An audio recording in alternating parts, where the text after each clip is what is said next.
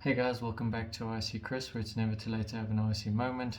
This video I'll be looking at question 10 of the MayJune Maths Paper 1 past paper. So this covers calculus and graphs, just to see how you interpret, and then also your maximization question. So enjoy the video. Okay, let's have a look at question 10. Okay, so question 10 is just seeing if you can interpret graphs using calculus. Okay, so if you look at question 10 over there, they start off by saying that we have a cubic function, and then they've given us the following information there. Okay, so let's have a look at the information they've given us. So they said that f of 2 equals to 0. So what should pop into your mind here is that x equals to 2 is a root. Okay, so it's going to cut the x-axis. If we look at it's going to cut at 2. Okay, that's the first bit of information that we have. The second bit says that the x-axis is a tangent at x equals -1. Okay, so if I take this to be -1, the axis needs to be some form of a tangent to the function. Okay, now remember, if I have a function that looks like this and I take the tangent there, it's always a straight line at that point. So the x-axis is my straight line at the point. Okay, so the only way we can have a horizontal line is if we have a maximum or a minimum. Okay, so now we need to figure out what's going to be over there. Okay, now the next piece of information they give us is that f prime of 1 equals to 0. So f prime, remember, is gradient. So the gradient at 1 must be 0, which means we're going to have a tangent line there that is going to be flat. So that tells us that it's a turning point. So we're going to have a turning point up here. So with the cubic function, we can already see we're going to have a point here and a point here. Okay, and then the last bit of information they give us is that the derivative at a half, okay, must be greater than 0, which means at this point here, at a half, okay, when we take the derivative there, the function needs to be increasing. Okay, so it needs to look something like this. Plus, we know that if we have a turning point over here, and we have to come down, this is going to look something like this, which means at -1 we need it to be the other way around, to be the tangent, and this is going to be our function. Okay, so just need to know the knowledge of what the derivatives tell you of a function. Okay, now at 10.2 it gives us the picture over there with the triangle inside a semicircle. And then 10.2.1 says show that the area shaded is given as the following expression. Okay, so I've got it redrawn over here. So we need that area over there as an expression, and they've told us that the radius is x minus x squared. Okay, so the radius runs from the origin O all the way to the circumference of the circle. But note that we're dealing with a 90-degree angle triangle. Okay, and if we look at a circle, okay, we can break it up into 4 sections of 90 degrees. So at the top here, this little piece here is going to be dealing with a quarter of a circle. So we need the quarter of the area of a circle, okay, minus the area of a right-angled triangle. Okay, so let's see. The area of a circle is going to be pi r squared, and we're dividing it by 4. So pi r squared divided by 4. And then we're minusing the area of a triangle, which is half base times height.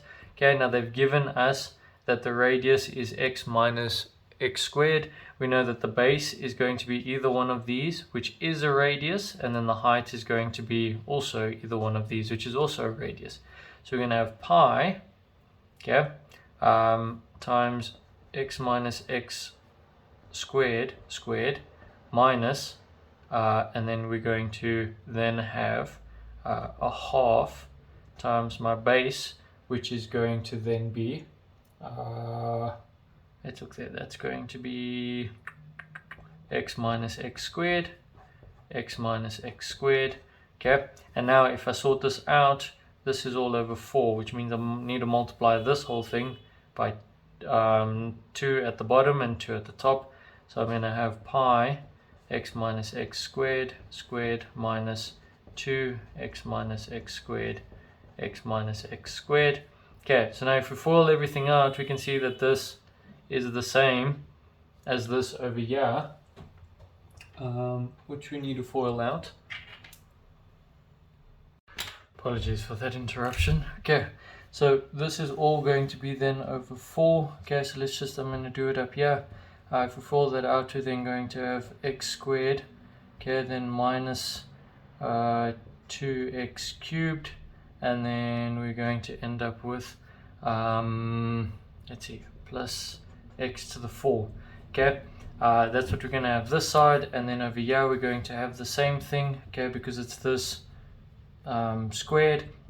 And then if you sort all of that out there, you're going to take out that as a common factor, or this as a common factor, and then we are going to end up with pi minus 2, then we're going to have x to the power of 4 minus 2x cubed plus x squared, and that's all going to be over 4. Okay, and we get that expression.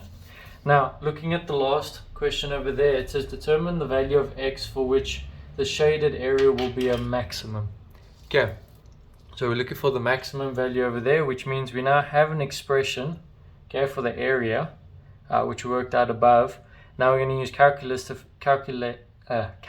find the maximum. So we have that the area equals to pi minus 2 x to the 4 minus 2x cubed plus x squared.